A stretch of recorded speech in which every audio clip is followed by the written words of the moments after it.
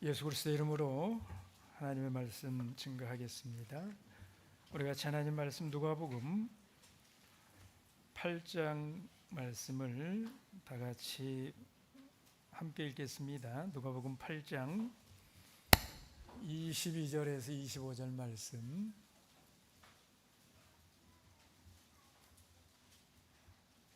누가복음 8장 22절에서 25절 다 같이 읽겠습니다. 시작.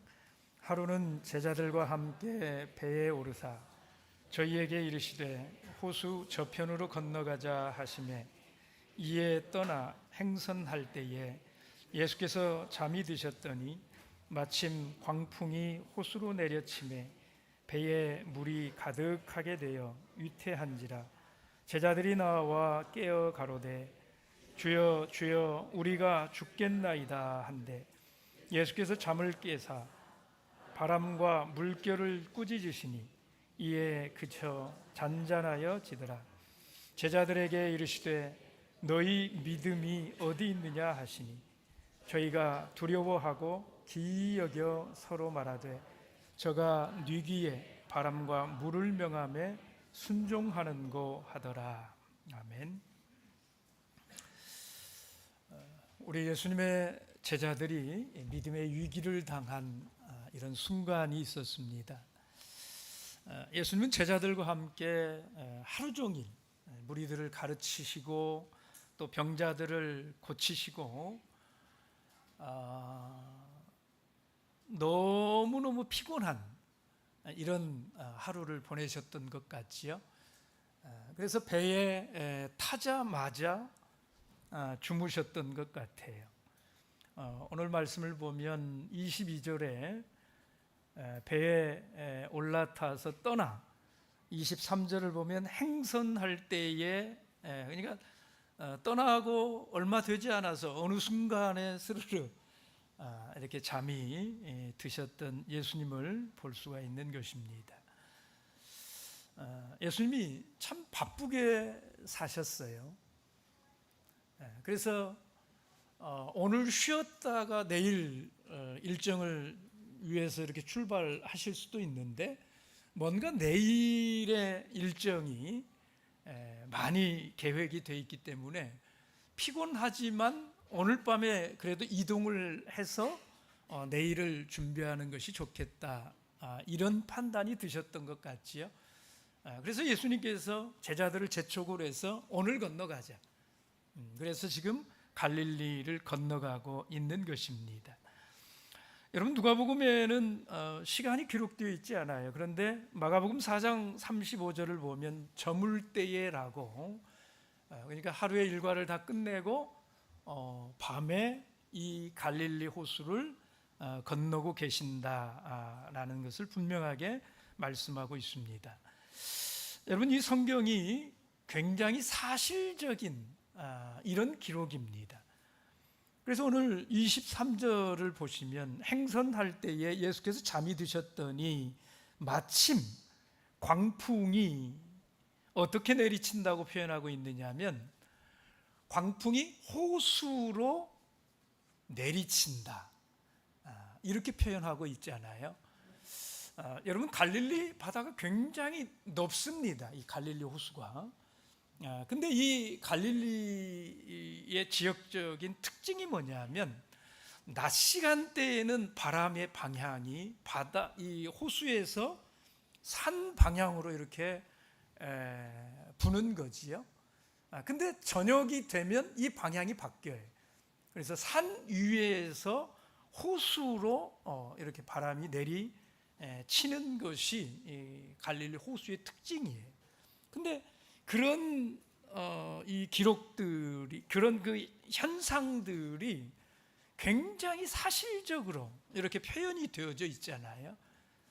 그냥 이 성경이 사실을 기반으로 기록된 말씀이기 때문에 이런 것조차도 정확하게 표현이 되어 있다라는 겁니다.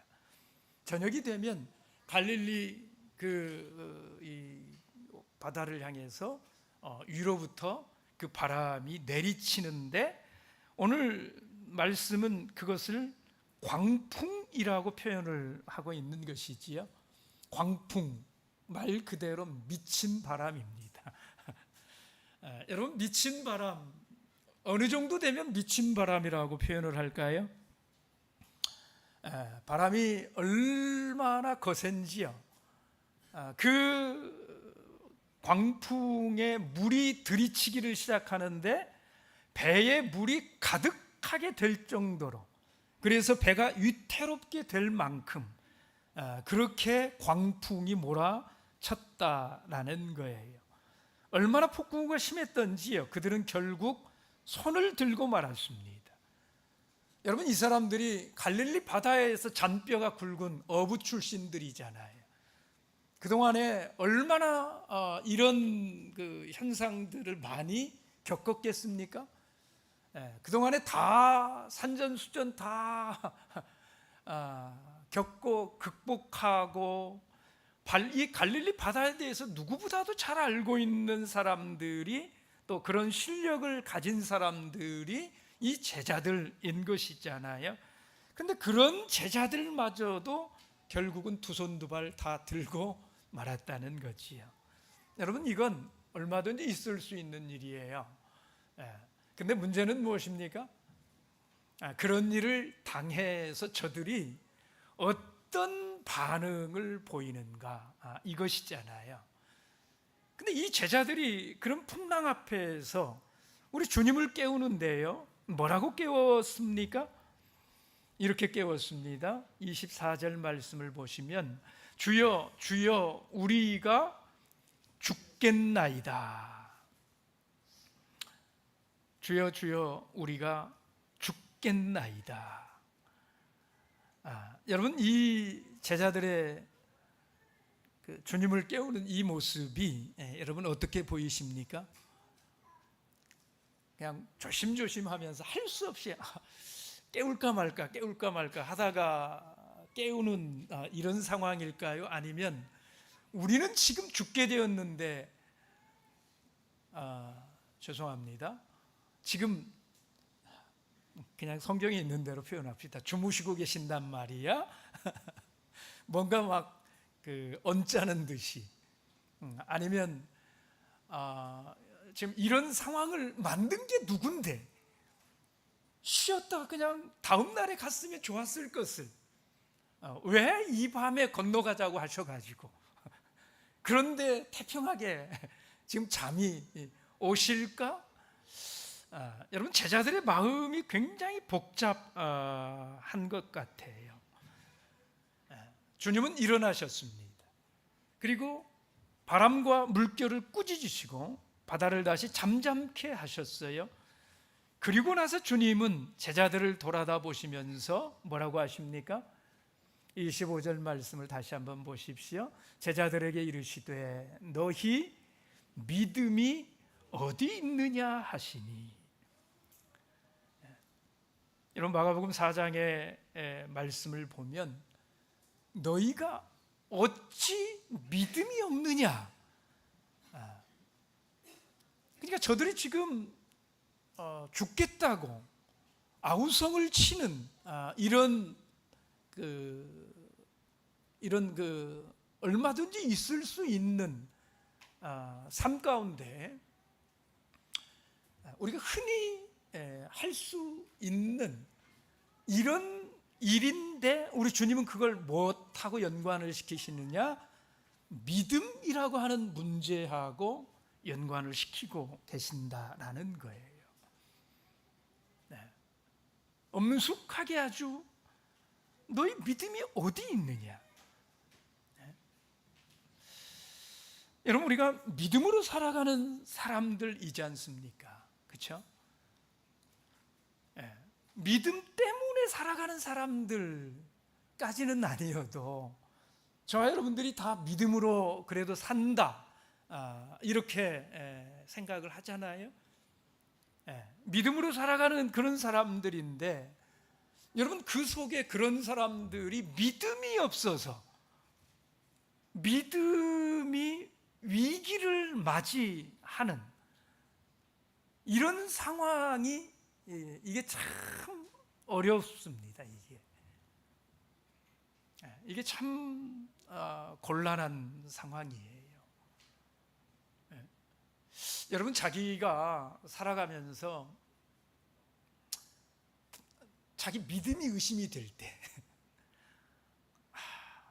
내가 믿음이 있는 사람인지 없는 사람인지, 내가 믿음이 있는가 없는가, 이런 상황 자체가 이게 참 난감한 상황이에요. 사실 다른 사람들을 볼 때도 마찬가지예요. 그분을 딱 보면서 어떤 삶에 일어나는 그 일 속에서 그가 대하는 반응을 볼 때 와 하는 감탄사가 나와야 되잖아요. 역시 하는 이런 반응이 나와야 되잖아요. 근데 그 사람을 보면서 저게 믿음이, 저 사람이 믿는 사람일까 아닐까, 만약에 이런 생각을 하는 상황이라고 할 것 같으면, 여러분 지금 그가 놓여져 있는 그 형편이 하나님 앞에서 참 답답한, 믿음의 사람이 어찌 저렇게 살까 하는, 여러분 그런 상황인 것이잖아요.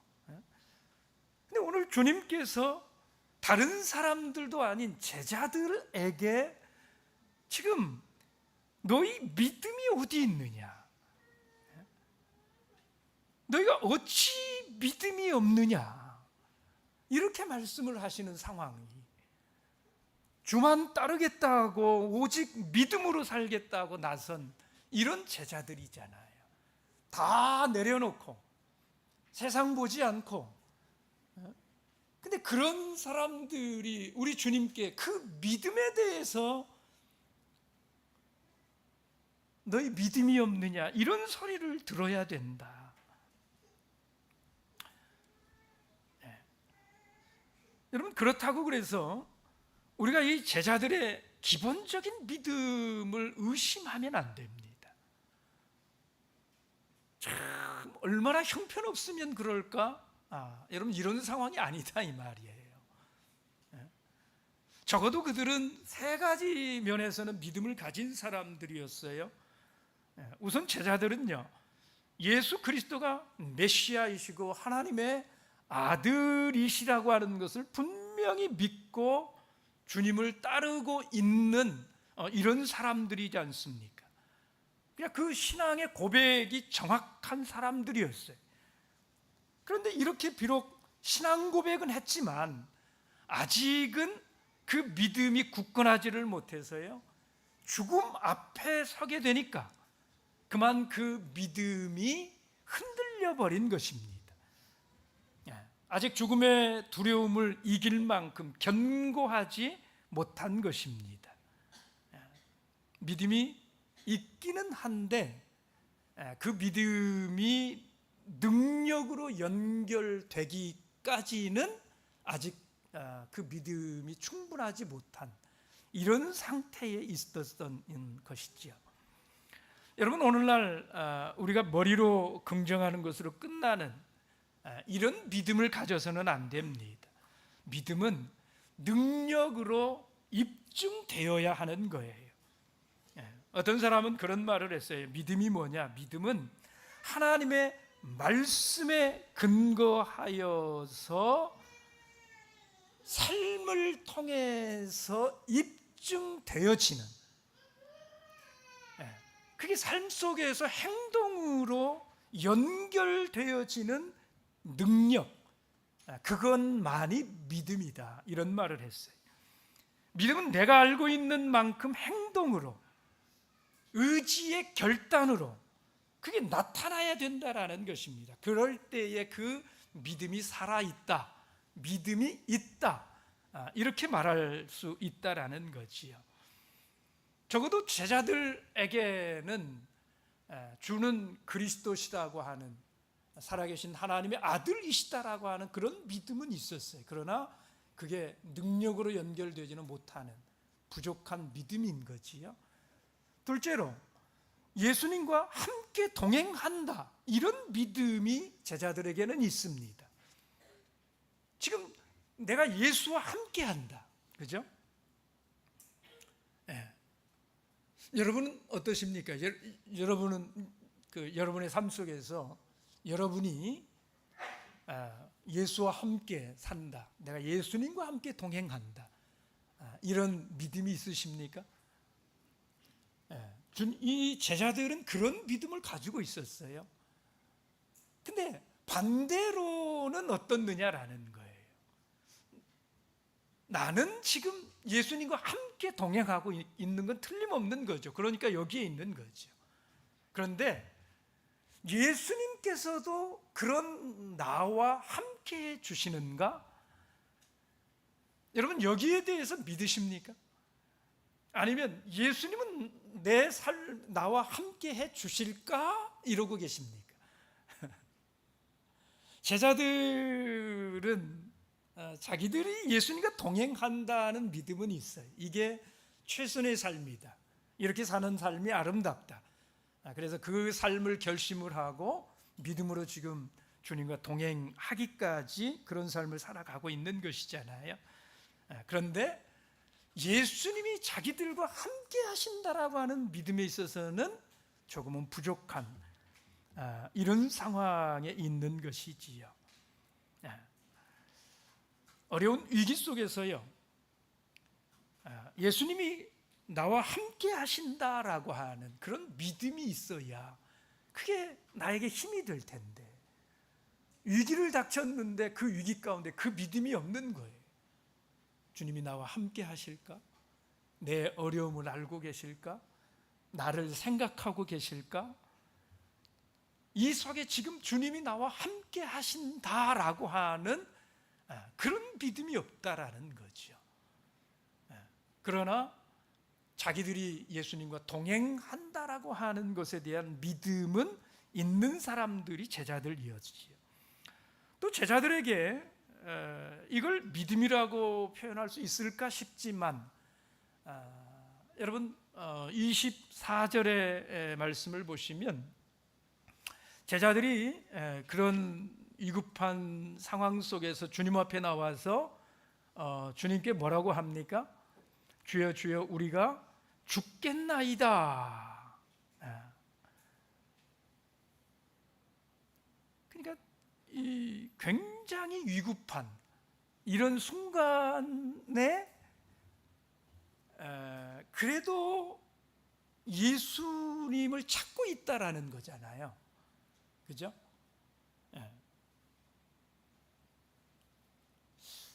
예수님을 그 순간에, 아주 다급한 그 순간에 예수님을 찾아요. 물론 어떤 마음으로 찾는가 하는 건 다를 여러 가지 상황이 있을 수 있어요. 근데 그 상황에 다급하게 주님을 찾는 이런 믿음은 제자들에게 있다라는 거예요.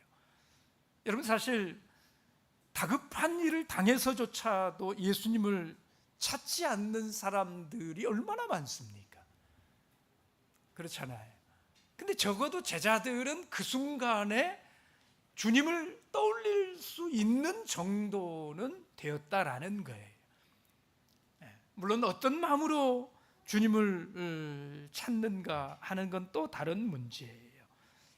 그래서 오늘 이 제자들이 적어도 세 가지 면에서는 믿음을 가진 사람들이다, 이렇게 말할 수 있지 않느냐라는 거예요. 그런 믿음은 적어도 그들에게 있는 사람들이지 않느냐 이거예요. 그런데 예수님은 너희 믿음이 어디 있느냐 이렇게 물으셨다라는 거예요. 여러분, 그래서 우리는 알아야 됩니다. 급할 때 그저 다급하게 하나님 하나님 하는 이것은 믿음이 아니라는 거예요. 적어도 이 24절에 우리 주님께서 제자들에게 25절에 찾고 계시는 너희 믿음이 어디에 있느냐라고 하는 그 믿음은 아니라는 것입니다. 우리가 하나님을 찾기만 한다고 그래서 그것을 믿음으로 인정받는 것이 아니라, 그것이 믿음이 되기 위해서는 어떤 순간순간마다, 때마다 그 사건 속에서, 상황 속에서, 그 삶의 그 자리에서 마땅히 보여야 하는 믿음의 반응이 있다라는 거예요.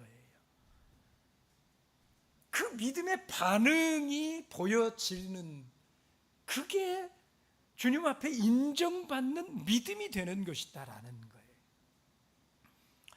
여러분, 아이가 놀다가 그만 차에 치였어. 근데 그럴 때에 망연자실해가지고 아이고 하나님 뭐 이러는 거, 외관상으로는 어때요? 하나님을 찾기는 찾는. 근데 그게 여러분 하나님을 찾는 것이냐 이 말이에요. 하나님을 믿어서 그러는 것이냐 이 말이에요. 하나님을 원망하는 이런 것이 믿음이라고 인정받을 수 있겠느냐 이 말이에요. 여러분, 호흡이 없는 그 아이를 끌어안고 하나님 앞에 하나님을 믿는 그 마음을 가지고 주님 고쳐주세요. 생사를 주관하시는 주님인 줄 믿습니다. 이런 상황 가운데서도 이 아이의 호흡을 돌려주실 수 있을 줄로 믿습니다. 주여, 주님의 선하신 뜻을 따라서 행해 주옵소서. 주님의 치유의 그 손길을 보내주시기를 간절히 원망 없이 맡길 정도는 되어야 그게 믿음으로 인정받을 수 있는 것이 아니냐 이 말이에요. 여러분, 일이 터졌을 때는 다급하게 찾아야 될 때가 아니라 능력을 보여야 될 때예요. 믿음으로 하나하나 처리하는 이런 모습을 보여야 할 때인 거예요.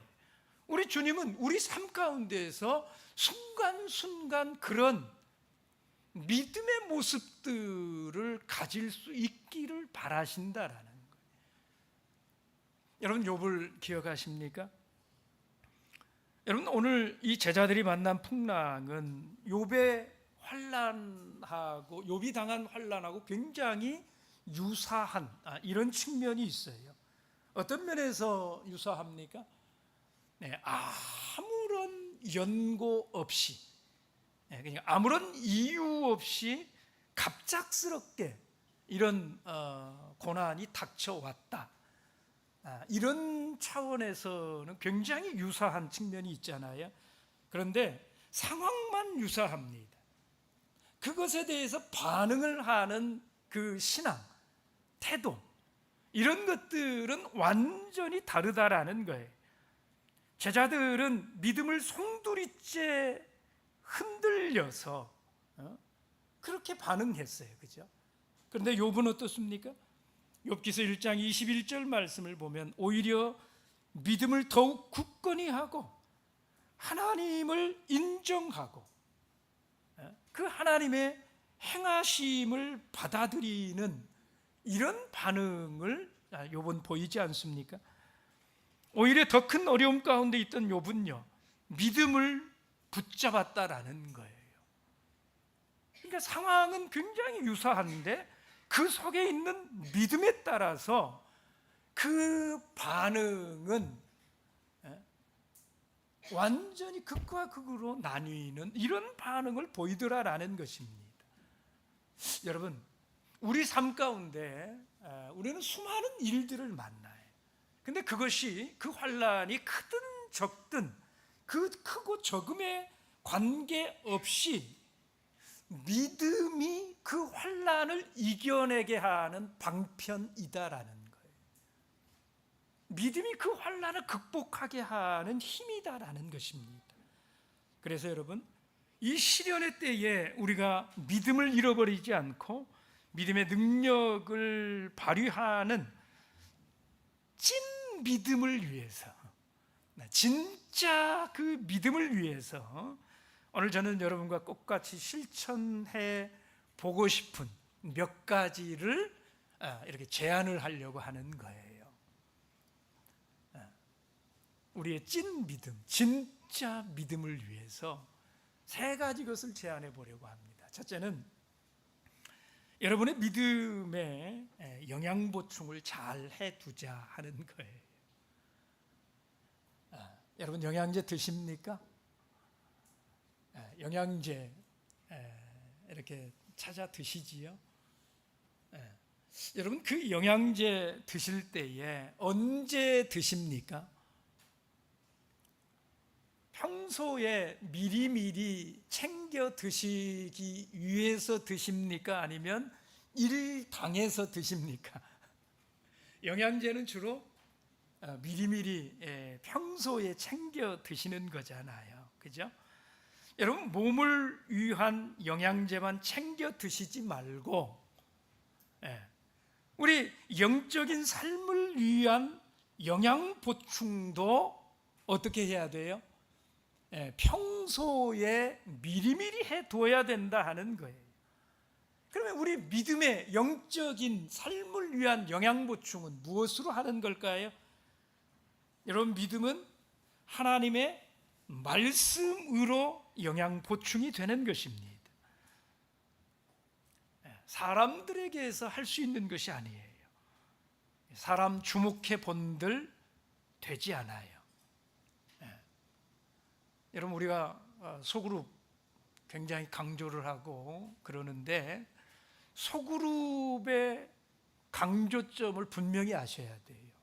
그 소그룹에 들어가서 교제하고 활동하고 이런 거 강조해서 그거 강조하는 게 아니에요. 여러분 소그룹에서 활동을 통해서도 교제 나누고 활동하고 이런 것들로 영양 보충은 되지 않아요. 물론 활동 꼭 필요한 것이에요. 그러나 소그룹을 강조하는 것은 그 안에 있는 교제라든지 활동 때문이 아니에요. 그 안에서 이루어지는 뭐 때문에 그럴까요? 말씀 나눔 때문에. 소그룹에서 나누는 그 말씀 나눔은 어떤 것입니까? 내가 하나님의 말씀을 듣고 배우고 그걸 가지고 내 삶 속에서 어떻게 적용하고 어떻게 살아가고 있는지, 내가 말씀대로 사는지 이런 것들을 나누는 시간이잖아요. 말씀을 실질적으로 내 삶 속에서 힘을 얻는 이런 말씀으로 삶고 살아가는지를 나누는 거잖아요. 여러분 그게 귀한 거예요. 그걸 위해서 소그룹에 들어가시라고 하는 거예요. 그게 우리 영적인 삶에 대단히 좋은 영양제이기 때문에 평소에 들어가서 다른 사람들이 말씀으로 어떻게 이겨내는지 이런 것들을 잘 듣고 새겨 듣고 나도 그런 상황이 되면 그렇게 말씀으로 이겨야지, 평소에 그렇게 말씀을 잘 받아서 먹어 놓으면 그리고 소화를 시켜 놔서 말씀의 준비를 해 놓으면 내 삶 가운데 그런 상황이 닥칠 때에 그때 힘을 발휘하게 만들어 준다 이 말이에요. 네. 예수 그리스도가 누구시고 하나님이 누구이시고 이런 것들을 아는 지식으로 말미암아서 영양이 보충이 돼요. 여러분 로마서 10장 17절에 그렇게 말씀을 했잖아요. 믿음은 어디에서 난다고요? 들음에서 나며. 여러분 모든 믿음은 어디에서 비롯되는 거예요? 들음에서 비롯되는 거예요. 이 굉장히 중요한 원리예요. 어떤 종류의 믿음도 다 무엇에서 비롯된다고요? 들음에서 비롯된다 이 말이에요. 여러분, 믿음은 신앙 안에만 있는 게 아니에요. 그렇죠? 네. 하나님에 대한 믿음은 뭘 들어야 할까요? 하나님의 말씀을 들어야 하나님에 대한 믿음이 생겨나는 거예요. 근데 내가 평소에 듣는 게 하나님의 말씀이 아니라 다른 엉뚱한 세상적인 뭐를 듣는지 모르겠지만, 여러분 유튜브에서 가장 많이 보시는 게 뭐예요? 가장 많이 들으시는 게 뭐예요? 믿음은 어디에서 난다고요? 들음에서. 그러면 그 세상적인 것을 수도 없이 들으면 가장 많이 듣는 그게 무엇인지는 모르지만 그 믿음이 충만할까요? 아니면 전혀 내가 듣는 것과 상관도 없는 하나님에 대한 믿음이 충만하게 생겨나갈까요? 그건 자명한 거예요. 그래서 여러분, 듣는 게 굉장히 중요한 것입니다. 하나님의 말씀을 들어야 돼요. 내가 믿음 안에 있는가? 예수님 안에 있는가? 말씀들을 듣고 그 말씀들에 근거해서 그러한 믿음에 내가 충만한가? 이런 것들을 시험하고, 내 믿음의 근거가 어디에 있는가? 예수님께 있는지 사람에게 있는지. 여러분, 예수님이 그 안에 분명하게 자리 잡고 있으면 내 안에 있는 그 예수님이 힘을 발휘해요. 근데 그 예수님이 내 안에 없으면 예수님이 나를 도울 방법이 없어요. 여러분, 그렇지 않습니까? 그래서 우리는 순간순간 확인해야 돼요. 내 안에 예수님이 있는가? 예수님의 말씀이 있는가? 여러분, 고린도후서 11장을 보시면 이렇게 말씀을 했어요. 고린도후서 11장. 고린도후서 11장 10절 말씀 같이 봅니다. 고린도후서 11장 10절 함께 읽어요. 시작. 그리스도의 진리가 내 속에 있으니 아가야 지방에서 나의 이 자랑이 막히지 아니하리라. 바울에게는요, 그 안에 그리스도의 진리가 딱 견고하게 서 있다, 이런 말이에요. 그죠? 그게 있으니까, 그리스도의 진리의 말씀이 있으니까 그게 일하기 시작하더라, 이 말이에요. 아가야 지방에 갔을 때에 그 진리의 말씀이 모든 것들을 다 막아주더라, 이 말이에요.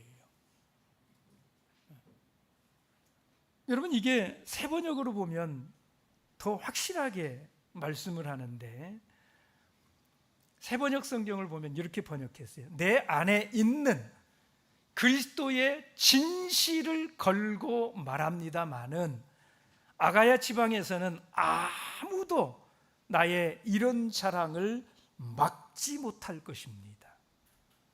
얼마나 자신감이 있는지 몰라요. 그리스도의 진리가 내 속에 있으니 막히지 아니하리라. 내가 믿음으로 살아가는 이 삶을 막을 방법이 없어요. 여러분, 바울이 지켜왔던 신앙의 모습들, 성경에 바울이 지켜왔던 그 신앙의 다짐들, 결심들, 얼마나 아름다운 것들이 많이 있습니까?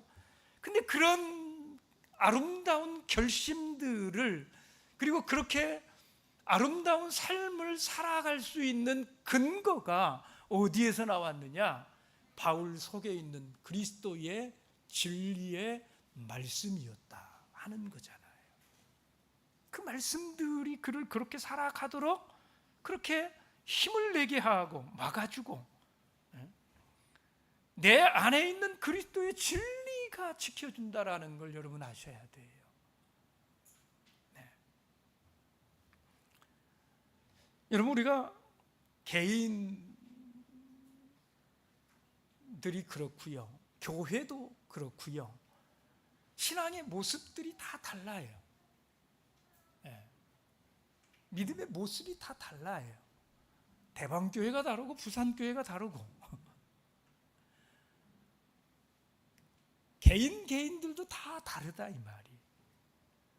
여러분, 계시록에 7교회가 나오는데요, 그 7교회를 표현하는 표현들을 한번 보십시오. 계시록 2장 8절을 보면 서머나 교회를 향해서는 실상은 네가 부요한 자다, 믿음에 부요한 교회. 사람들은 서머나 그러면 참 이렇게 가난해 찌든 연약한 이런 교회라고 말을 했어요. 그런데 하나님께서는 실상은 네가 정말 믿음의 부자다 인정해주는 이런 교회. 계시록 2장 12절을 보면 버가모 교회를 향해서는요, 믿음을 굳게 지켜서 끝까지 그 믿음을 저버리지 않은 이런 교회라고 칭찬해 주세요. 그런데 3장 1절을 보면 사대교회를 향해서는 뭐라고 했습니까? 네가 살았다 하는 이름은 가졌는데 실상은 죽은 자다. 믿는 자 같은데, 믿음으로 잘 살고 있는 것 같은데 그 속에는 믿음이 없어요. 그래서 어떤 사건을 만나면 삶의 어떤 그 현장에서 뭔가 일을 만나면 그때 반응이 나와야 되는데 그 반응이 숫째 다 뭐예요? 세상적인 반응밖에는 없어요.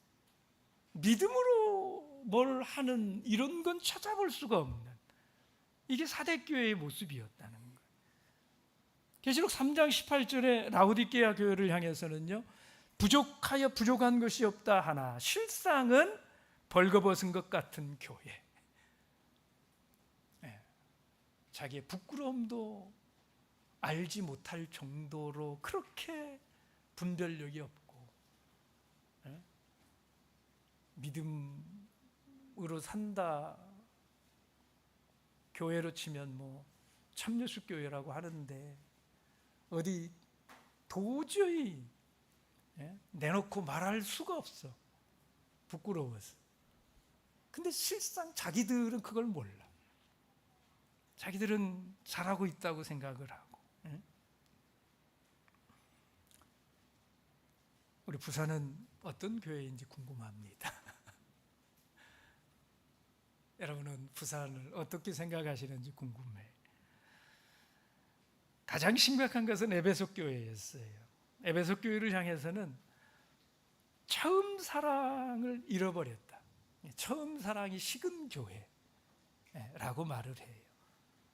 근데 그 처음 사랑이 왜 식었느냐가 중요하거든요. 에베소 교회에 왜 처음 사랑이 식어버렸을까? 성경은 그렇게 말해요. 불법을 용납했기 때문에. 그러니까 교회가 불법을 용납하는 이런 교회가 되면 성도들이 사랑이 식어져요. 교회를 향한 사랑이 식어지고 하나님을 향한 절대 그 신앙이 식어져 버리고 가치를 둘 수가 없는 거예요. 그런 것들이 용납이 되는 이런 속에서 일어나는 일이에요. 여러분, 예수님은 거짓 선지자에 대해서 굉장히 심각하게 말씀을 하셨어요.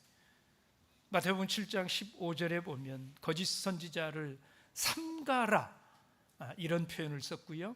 마태복음 24장 11절 말씀을 보면 마지막 때에 이 교회 가운데 가장 주의해야 될, 우리가 신경을 곤두세워야 될 이런 일 중에 하나가 이 일이라고 말씀했어요.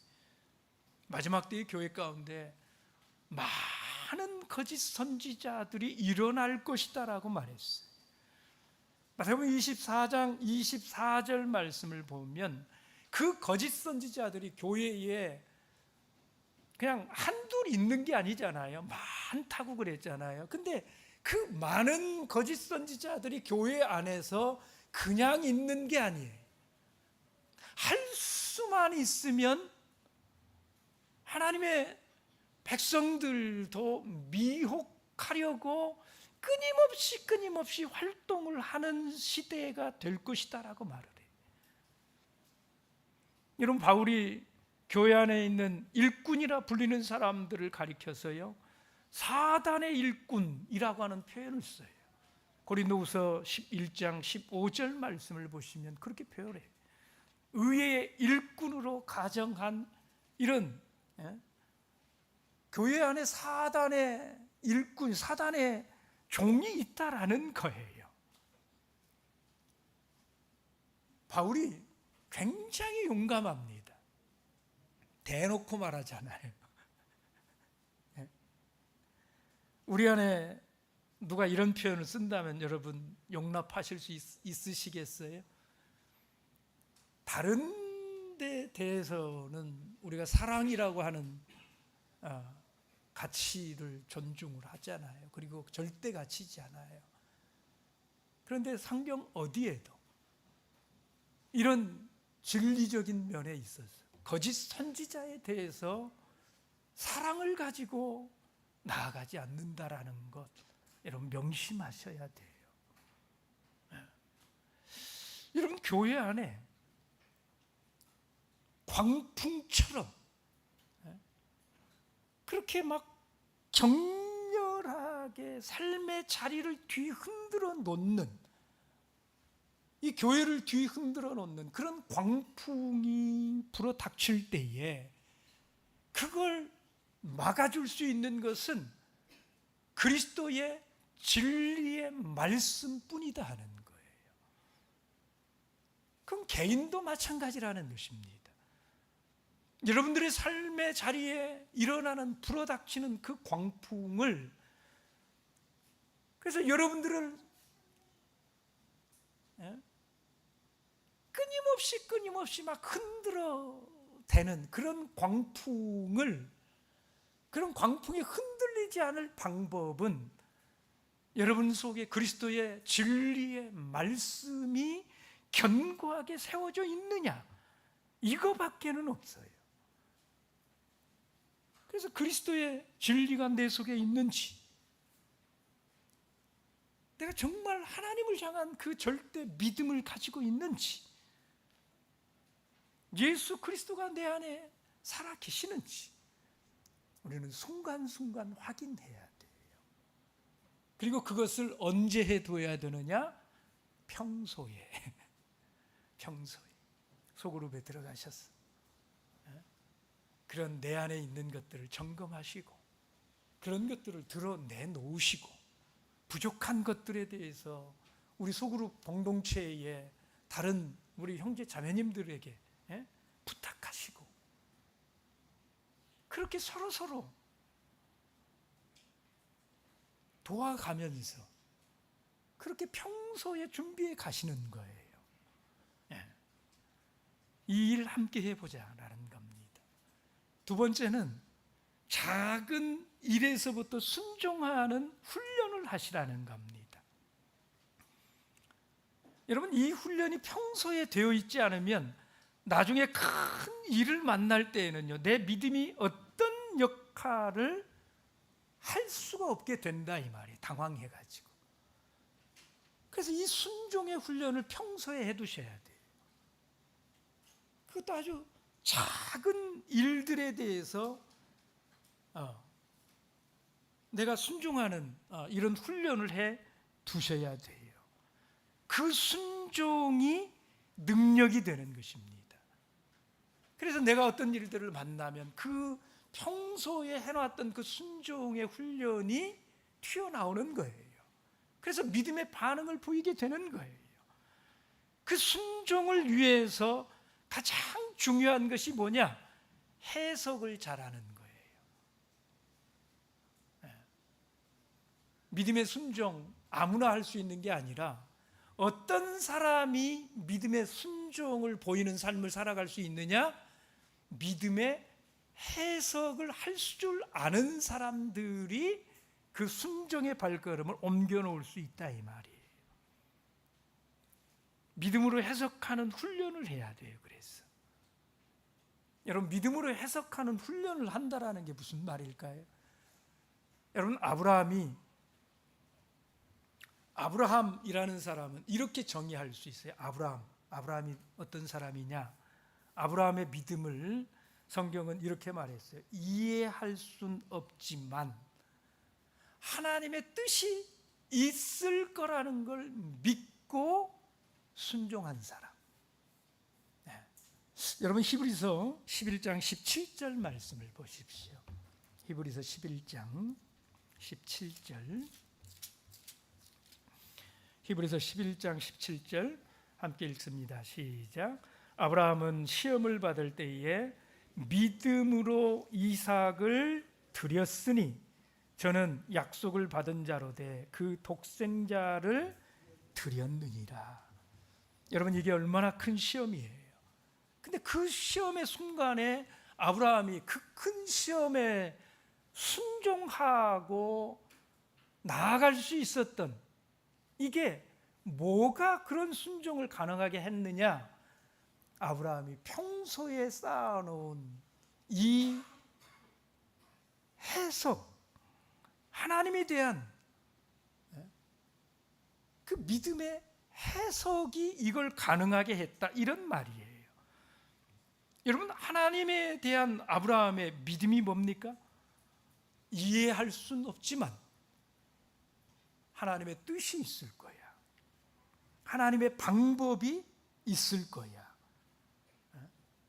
그래서 시험 받을 때에 아브라함은 여러분, 이삭을 제물로 드리라고 하는 이걸 무슨 수로 이해를 하겠어요?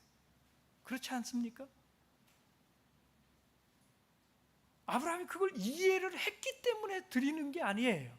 이해가 안 되는 일이에요.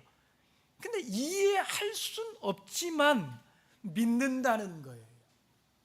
하나님이 그렇게 하실 때에는 하나님의 뜻이 있을 거야. 하나님께는 방법이 있을 거야.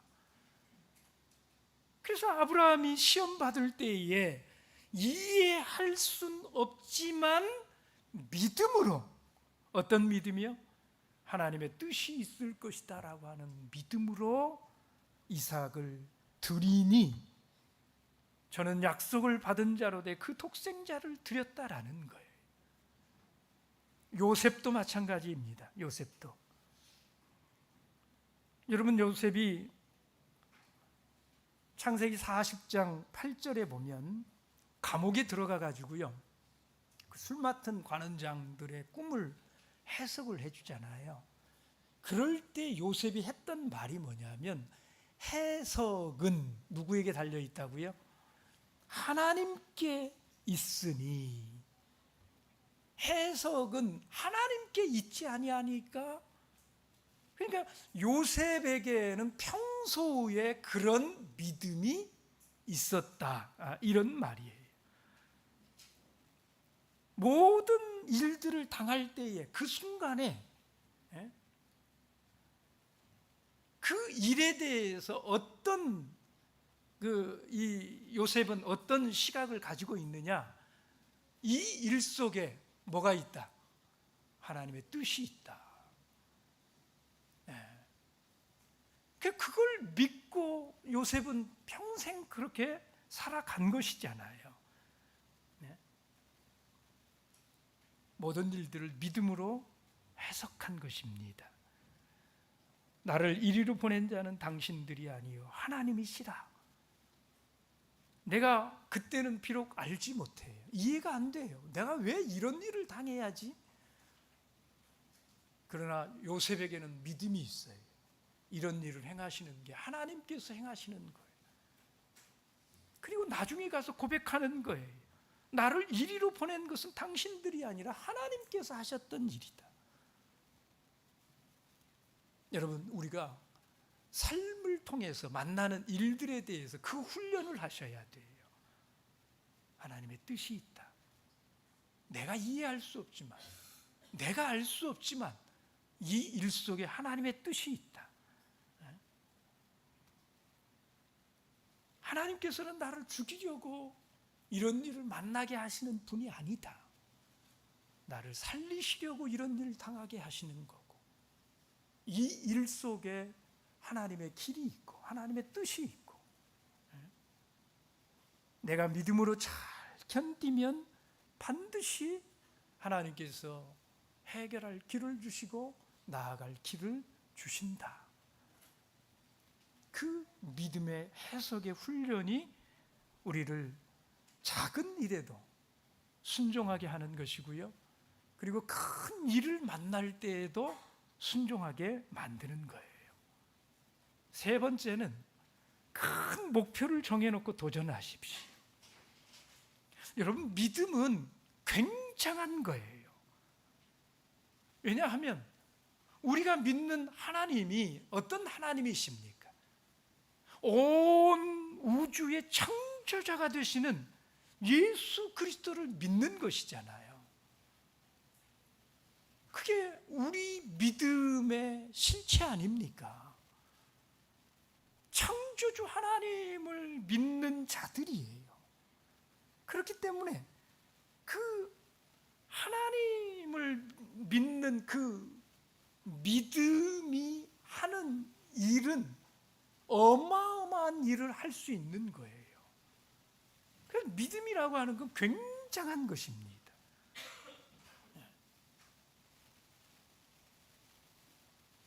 그래서 여러분, 하나님 앞에서 그 믿음을 키워가시고 목표를 크게 정하시고, 하나님, 제가 이런 일에 도전하기를 원합니다. 믿음의 영역을, 지경을 자꾸 이렇게 넓혀가시고 키워가시고, 하나님의 능력을 믿고 바라고 소망하는 이런 훈련을 평소에 하셔야 된다라는 거예요.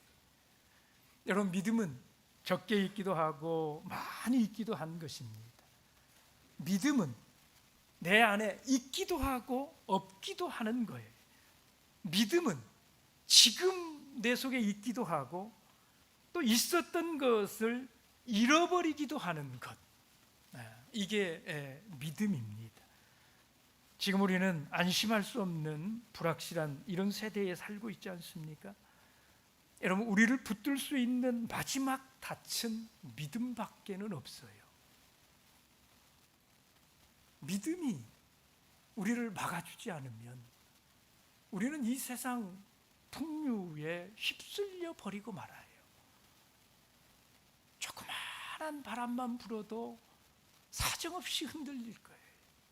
믿음이 요종치고, 여러분, 그럴 때에 평소에 내가 준비해 두지 않으면 그렇게 막 흔들리는 마음 가지고 다급하게 와가지고 하나님을 찾아본들, 믿음으로 찾아야 되는데 원망의 눈초리로 하나님을 찾게 되는 이런 지경에 들어가지 않겠어요? 오늘 이 제자들처럼 우리가 지금 죽게 생겼는데, 누구 때문에 이런 죽음에 지금 이르게 되었는데, 여러분이 삶의 자리에서 믿음이 보여져야 되는데, 우리 주님은 그 믿음을 좀 보고 싶어 하시는데, 정말 어떤 순간에도 하나님을 믿기 때문에 그 하나님을 인해서, 믿는 믿음을 인해서 그렇게 반응하고 그렇게 나오는 우리들을 좀 보고 싶어 하시는데, 일마다 때마다 순간마다 그런 믿음을 찾아볼 수가 없다면 여러분, 하나님이 우리에게 뭐라고 말씀하시겠느냐 이 말이에요. 너희 믿음이 어디에 있느냐. 여러분, 이 질문이 우리의 믿음을 보시면서 그냥 하나님이 그냥 너무너무 그냥 힘이 빠지셔가지고 너희 믿음이 어디 있느냐, 어찌하여 믿음이 없느냐. 하는 이런 하나님의 하소연이 아니라 우리 주님이 우리를 보실 때마다 이만한 믿음을 내가 보지 못했다. 그냥 우리만 보면 그냥 속이 뻥 뚫리시는 그 작은 일에도 그냥 믿음으로 반응하고 자, 여러분들에게서 그런 믿음이 보여질 수 있게 되기를 바랍니다. 묵도하겠습니다.